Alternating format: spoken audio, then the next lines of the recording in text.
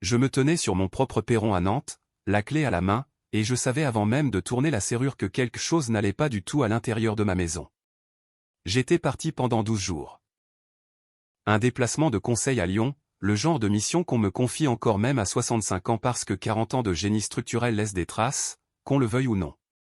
Mon cabinet avait fermé il y a 4 ans, mais le téléphone sonne toujours. Des anciens collègues, des compagnies d'assurance, des municipalités ayant besoin d'un second avis sur l'expertise d'un pont ou l'inspection d'un bâtiment historique. Ça ne me dérange pas. Ça m'occupe l'esprit. Ça me fait sortir de chez moi. J'aurais aimé être resté absent plus longtemps. La porte s'est ouverte et j'ai pénétré dans ce qui était mon couloir d'entrée et je me suis arrêté net. Le mur n'était plus là. Pas endommagé, pas fissuré ou réparé. Disparu. La cloison entière entre le couloir principal et le salon, celle qui allait de la porte d'entrée jusqu'à l'arche de la cuisine, avait été démolie jusqu'au montant et même au-delà. Il y avait des gravats sur le sol, des morceaux de plâtre, des sections de vieilles lattes, une plinthe effondrée que j'avais installée moi-même en 1992. Le sol était recouvert d'une pellicule de poussière blanche qui s'était infiltrée dans chaque recoin de la pièce. Les rideaux étaient gris de poussière. Les étagères le long du mur du fond avaient une fine couche sur chaque reliure de livres. Ma première pensée, une pensée d'ingénieur, a été immédiate et froide, le cheminement des charges. Où va la charge maintenant? Ma seconde pensée a été, où est mon beau-fils? Il s'appelle Julien. Il a 28 ans et il vit dans ma maison par intermittence depuis une bonne dizaine d'années. Sa mère, ma femme Sylvie, et moi nous sommes mariés quand Julien avait 14 ans. C'était un adolescent difficile, pas méchant, juste sans attache, le genre de jeune homme qui n'a jamais vraiment trouvé de sol stable sous ses pieds.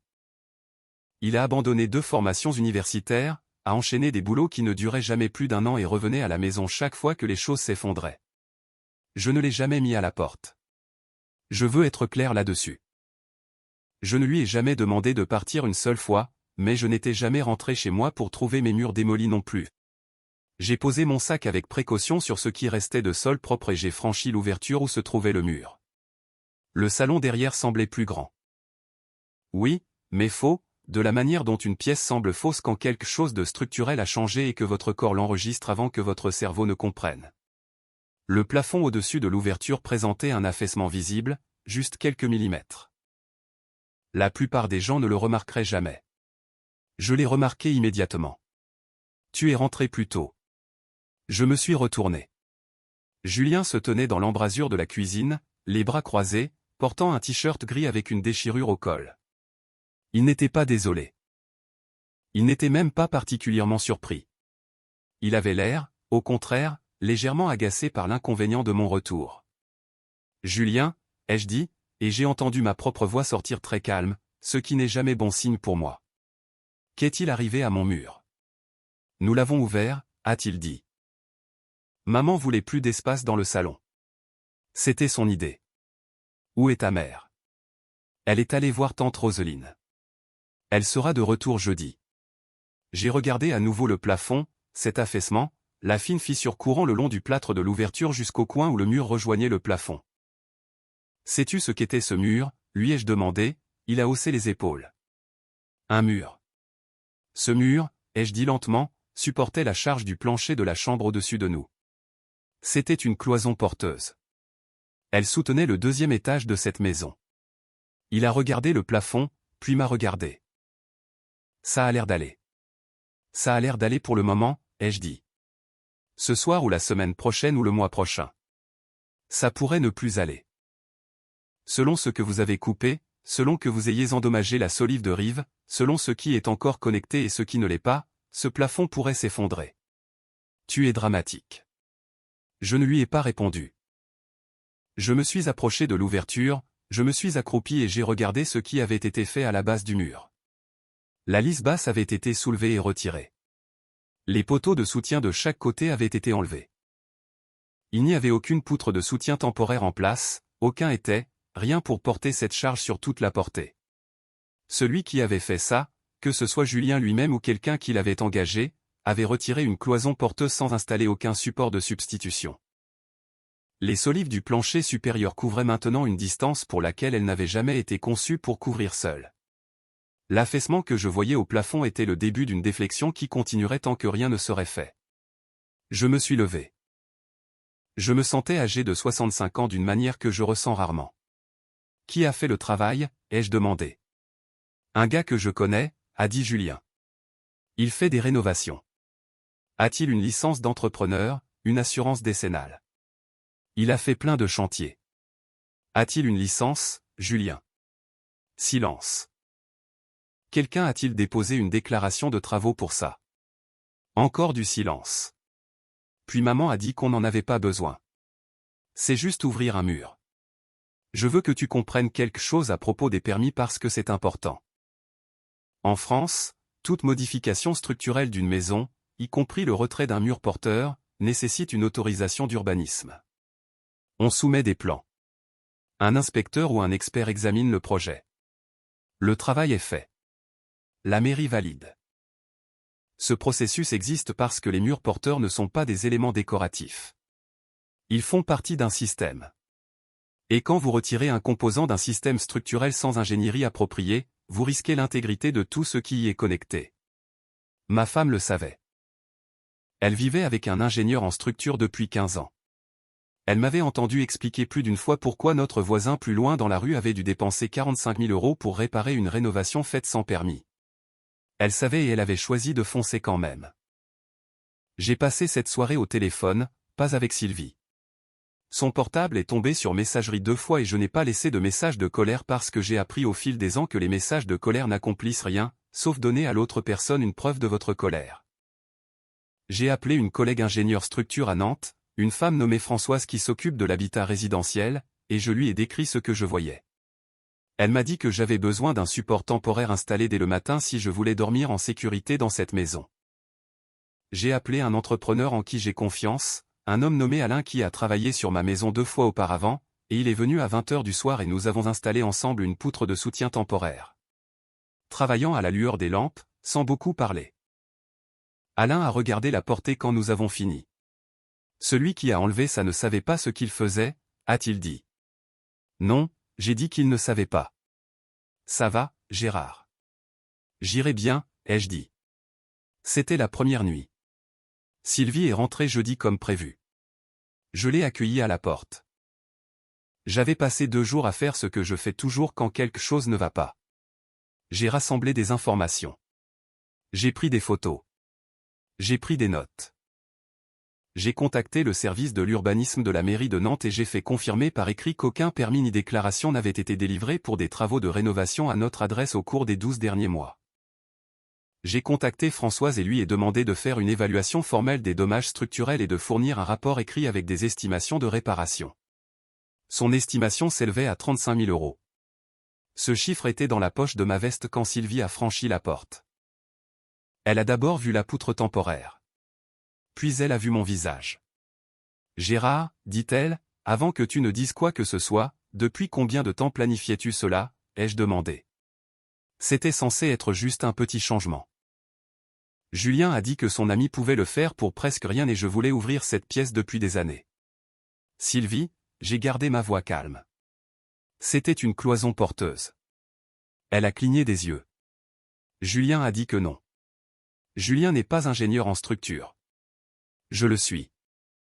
Et je te dis que le mur que tu as fait enlever supportait la charge du plancher de notre chambre. Il y a actuellement une poutre temporaire en place qu'Alain et moi avons installée parce qu'autrement cette maison n'était pas sûre pour y dormir. Françoise a terminé une évaluation structurelle. Le coût de la réparation est de 35 000 €. J'ai regardé son visage passer par plusieurs expressions. La surprise, puis la défensive, puis quelque chose qui ressemblait presque à de l'irritation. Ça semble très élevé, a-t-elle dit. C'est ce que c'est. Le coût pour faire le travail correctement. Eh bien, peut-être que nous pouvons trouver quelqu'un de moins cher. Je l'ai regardé pendant un long moment, Sylvie. Un mur porteur a été retiré de notre maison sans permis, sans examen technique, sans aucun support temporaire. Le plafond montre une déflexion. Si je n'étais pas rentré quand je l'ai fait et si je n'avais pas installé cette poutre, nous pourrions faire face à un effondrement partiel. Ce n'est pas une négociation pour trouver un entrepreneur moins cher. Tu fais toujours paraître tout catastrophique. J'étais ingénieur structure depuis 40 ans. J'avais évalué des bâtiments après des inondations, après des incendies, après des défaillances de fondation. J'avais écrit des rapports qui avaient entraîné la condamnation de bâtiments et l'évacuation de personnes. Je ne faisais pas paraître les choses catastrophiques pour l'effet dramatique. Je nommais les choses telles qu'elles étaient. J'ai quitté la cuisine et je suis monté à l'étage et je me suis assis dans mon bureau pendant un long moment. Le truc avec le mariage, c'est que vous pouvez aimer quelqu'un sincèrement et finir par découvrir que vous voyez la relation différemment d'elle. Sylvie et moi avions été heureux. Je le crois. Je ne le dis pas par amertume. Mais dans les jours qui ont suivi, alors que nous essayions de discuter de ce qui s'était passé, quelque chose m'est apparu clairement et je pense que c'était vrai depuis plus longtemps que je ne voulais l'admettre. Elle avait planifié cette rénovation en sachant que je m'y opposerais. Elle avait attendu que je sois hors de la région. Elle ne m'avait pas demandé mon avis. Elle avait dit à l'ami de Julien de foncer et elle avait donné à Julien l'autorité sur ma maison, la maison que j'avais achetée en 1985, 20 ans avant de la rencontrer. La maison que j'avais rénovée de mes propres mains pendant 4 décennies sans une conversation, sans une question, sans un seul mot pour moi. Et quand je l'ai confronté à ce sujet, son premier réflexe a été de négocier le coût de la réparation. J'ai pensé aux commentaires que ma fille de mon premier mariage avait fait une fois il y a des années, calmement. Papa, elle l'appelle toujours sa maison quand elle parle à Julien. As-tu remarqué cela? Je l'avais remarqué. Je m'étais dit que ça ne voulait rien dire. J'ai demandé directement à Sylvie. Savais-tu que le mur était porteur? Une pause. Julien a dit que probablement pas. Je demande ce que toi tu savais. Tu vis avec moi depuis 15 ans. Tu sais ce qu'est un mur porteur. Savais-tu?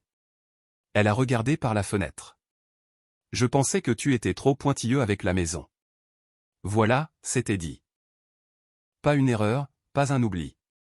Un choix délibéré fait parce qu'elle avait décidé que mes préoccupations seraient un obstacle et elle m'avait donc totalement contourné. J'ai demandé qu'elle couvre la moitié des frais de réparation. Elle a dit qu'elle ne pensait pas que c'était juste puisqu'elle n'avait pas connu toute l'étendue des dégâts. J'ai demandé qui avait autorisé les travaux. Elle a dit que c'était une décision commune entre elle et Julien. J'ai demandé à voir l'autorisation. Elle n'a pas pu parce qu'il n'y en avait pas. Et quand j'ai demandé si l'ami de Julien avait une licence ou une assurance qui pourrait couvrir les dommages, elle a dit qu'elle ne savait pas. 35 000 €, pas d'autorisation, pas d'entrepreneur agréé, pas de revue structurelle, et elle ne pensait pas devoir payer la moitié. Je dois être honnête sur ce qu'ont été les semaines suivantes. Elles n'étaient pas dramatiques de la manière dont les disputes de mariage sont parfois représentées. Pas de cris, pas d'objets jetés, pas d'ultimatum lancé dans l'embrasure des portes. C'était plus calme que ça et, d'une certaine manière, plus difficile. Nous étions 2 personnes de plus de 60 ans assises à une table de cuisine dans une maison avec une poutre de soutien temporaire là où se trouvait un mur, essayant de comprendre ce que nous étions l'un pour l'autre. J'ai payé les réparations moi-même. Alain et Françoise ont supervisé les travaux. Un plan de conception estampillé par un ingénieur a été soumis à la ville. Un permis a été délivré rétroactivement après que l'évaluation structurelle a confirmé le plan de réparation. Un entrepreneur agréé a installé une poutre affleurante avec des poteaux de soutien appropriés. Un inspecteur est venu et a validé. Le plafond a été réparé et repeint. Le sol a été refini. Cela a pris 6 semaines et cela a coûté un peu plus que l'estimation, comme c'est toujours le cas. Pendant ces 6 semaines, Julien a déménagé. Il n'a pas dit grand-chose en partant. Il a pris ses affaires dans la chambre d'amis et les a chargées dans un camion appartenant à l'un de ses amis et il m'a fait un signe de tête dans le couloir en sortant et j'ai fait de même. Je n'ai aucune haine pour Julien. Je veux être clair là-dessus aussi. C'est un jeune homme qui a eu du mal et il a grandi sans un père présent et je pense qu'il a appris quelque part en chemin que les règles étaient des choses qui s'appliquaient aux autres. Ce n'est pas entièrement sa faute mais il a 28 ans. À un certain moment, les circonstances de votre enfance cessent d'être l'explication et commencent à être l'excuse. Et je pense que Julien vit dans ce fossé depuis un moment. La conversation la plus difficile a été avec Sylvie. Nous avons essayé pendant environ 3 mois après la fin des réparations de retrouver notre chemin vers ce que nous avions. Nous sommes allés voir une conseillère 2 fois. La conseillère était gentille et professionnelle, et lors de la 2e séance, elle a posé à Sylvie une question que je voulais poser depuis des semaines. Quand vous avez pris la décision de rénover, que signifiait l'opinion de Gérard pour vous à ce moment-là? Sylvie a réfléchi pendant un long moment. Puis elle a dit, « Je suppose que je pensais qu'il s'en remettrait. » La conseillère a dit, « Et maintenant ?» Sylvie a regardé le sol. Je ne pense pas que c'était juste à propos du mur. Elle avait raison sur ce point. Nous nous sommes séparés formellement au printemps. La maison était à moi avant le mariage et elle est restée mienne. Au moins, cette partie n'était pas compliquée. Sylvie a emménagé dans un appartement dans le sud de la ville. Nous nous sommes parlé quelques fois depuis lors. Les conversations ne sont pas inamicales. Ce sont les conversations de deux personnes qui voulaient bien faire et qui ont mal choisi et qui n'ont plus de piste pour réparer les choses. La maison tient debout. Je suis assis dedans en ce moment même, dans le bureau que j'ai reconstruit après les réparations, avec les étagères de nouveau sur le mur et le sol refini dans une teinte assez proche de l'original pour que moi seul puisse faire la différence. Le plafond est solide. Il n'y a pas d'affaissement, pas de fissure, aucun signe de ce qui s'est passé, sauf dans ma mémoire. J'ai 65 ans et j'ai été ingénieur pendant 40 de ces années. Et la chose que j'ai apprise, la chose sur laquelle je reviens sans cesse, c'est que les structures échouent de manière prévisible. Elles n'échouent pas d'un coup. Elles échouent progressivement, charge par charge, stress par stress, jusqu'au jour où la chose qui retenait tout n'est plus là, et le plafond commence à descendre. Et à ce moment-là, il est très tard pour se demander pourquoi personne n'a rien dit. Les maisons sont honnêtes de cette façon. Elles vous montrent exactement où sont les faiblesses si vous savez comment regarder. Les mariages ne sont pas toujours aussi directs. Mais je pense que si l'on regarde d'assez près, les signes sont généralement là.